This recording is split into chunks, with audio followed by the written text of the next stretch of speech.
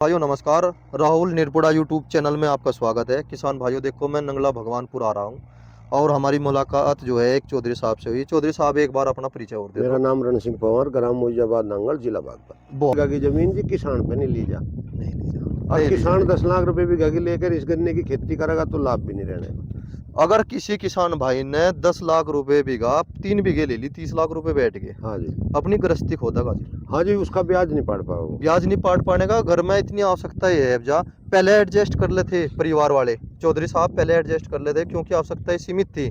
और फिर अब यह जैसे अब भी जैसे है जी भाई है साहब, ना। अगर हम 3 बीघे जमीन में 30 लाख रुपए लगावें जी जी तो 30 लाख रुपए लगा कर रोजगार की बड़ी समस्या है। किसी बालक को रोजगार करवा दें जी जी तो उसमें सहयोग मिले परिवार को बहुत ज्यादा। बहुत ज्यादा। जितना 3 बीघे जमीन से नहीं मिलेगा, एक तो उस बालक को रोजगार मिलेगा जी। और रोजगार के साथ साथ घर में आमदनी बढ़ेगी। अच्छा चौधरी साहब, एक बात बताओ, जमींदार के लड़के जो है गांव में आपको खूब मिल जाओगे। हाँ जी 5 7 10 ऐसे हैं जिनका 25 25 बीघे जमीन आ रही, जी 30 30 बीघे जमीन आ रही, और जो बाहर जाकर प्राइवेट नौकरी कर रहा है या अपना रोजगार कर रहा, उसकी शादी हो रही। हाँ जी हाँ जी, या हर गांव की स्थिति है यह ये, सबसे बड़ी समस्या है जी। और खासकर हमारी बिरादरी में तो ज्यादा देखने को मिल रहा है। अगर रोजगार नहीं है, एक रोजगार में भी फर्क है जी। जी अगर आदमी प्राइवेट काम कर रहा है या दुकान कर रहा है या बिजनेस कर रहा है, लाख रुपए महीना कमा रहा है, उससे पहले 30,000 रुपए महीना के फौजी की शादी पहले हो रही। फौजी की ज्यादा हो रही, पहले बिल्कुल तो ठीक है। सरकारी नौकरी चाह, जी फिर चलो रोजगार देखे। जी और भाई ये घर में खेती वाले की तो कोई डिमांड रही नहीं। नहीं रही जी, बिल्कुल नहीं रही जी।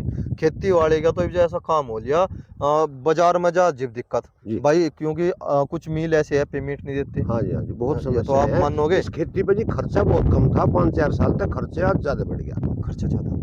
अभी 37 बीज जाने से पहले जी कोई जी जाने नहीं था स्प्रे को। नहीं जाना था जी। एक बार लगा दिया कोई गैमक्सीन, जी एक बार गिर दिया कोई फेराडोन, जी बस ये था। ये था अब तो जी। हर 20 दिन में नहीं कुछ करते तो जी फसल का ऐसा काम हो रहा है जैसे मान लिया कहीं 3 दिन में घूम का है, जी। इतने फसल बर्बाद पावे। अच्छा एक बात बताओ, आप एक फसल होती है जी प्याज की, जी और सुना भी होगा उसमें इतनी लागत आ जा, मजदूरी की नुड़ाई की, और उसमें इतनी लागत आ जा और दम सूद में पड़े। जी अगर हम सारा करवावे 15,000 रुपए की, अगर हमारे खेत में वाह हुई, प्याज हुई, जी, तो 7,000 रुपए का खर्चा हो जा। देखो जी मैं वाह बताऊं खेती उपजा, वाह कंडीशन उपजा, गन्ने की खेती में होली। हो तो लीजिए, पर एक हाँ समस्या है।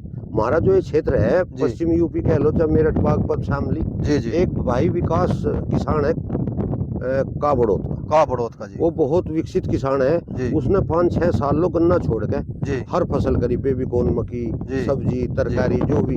उसने भी ये बताया वो फिर गन्ने पे आ गया। वो गन्ने हमारे पे। यहाँ दिक्कत क्या है, हमारे यहाँ एक तो गन्ने से अलग जो है जी मार्केटिंग नहीं है, मार्केटिंग नहीं है जी। दिल्ली दूर है। दिल्ली दूर और है। ये जो है मान लिया गन्ने का है, गन्ने का तो पता है जी कि 350 रुपए में मजदूर खोद देगा, जी 40 रुपए में छोल देगा, जी 4 रुपए धड़ी, 4 बीघा, 4 धड़ी का बीघा बन देगा। बंद होगा। और ये जो नहीं हम फसल करें, इनकी कोई मजदूरी सेट नहीं, नहीं तो बिल्कुल इसमें ठीक है। मजदूरी ज्यादा जा और मार्केटिंग है नहीं। मार्केटिंग है बस नहीं। गन्ने में यह है कि हमारी मार्केटिंग है, जी पर्ची आओगी, गन्ना डल जाएगा, पैसे 2 दिन आगे पीछे आओगे, अच्छा जी। इसलिए गन्ने की मजबूरी है। एक मजबूरी होगी। एक दूसरी बात है, जब गन्ना जो है आप छुलाई का कार्य करवाओ, 50 रुपए जो है गन्ने की छुलाई का रेट चल रहा, जी जी कहीं 2 रुपए कम, कहीं 2 हाँ रुपए जी हाँ जी, 32। ऐसा ही। तो आप ये मानो 7वां 7.5वां हिस्सा जो है हमारा छुलाई में चला गया। हाँ जी अगर किसान खुद कर रहा, हाँ जी अगर सारे खर्च को देखा जा, किसान दही तुड़ा के भी चौथे पे बैठे हैं। हाँ जी, चौथे पे ही बैठे हैं। बताओ आप गलत कहिए या नहीं ठीक जी, है। चौथे पे पूरा बस अपनी प्योर। डोल डंडी का ध्यान रख ले आदमी, हाँ जी और अपना टाइम पास हो जा। बस जी बस। पर अगर सारा मजदूरी पर करवा रहे किसान को, बच नहीं जी, बस कुछ नहीं ना, मैं जी खेती कर रहा जी 36 बीघे में। जी जी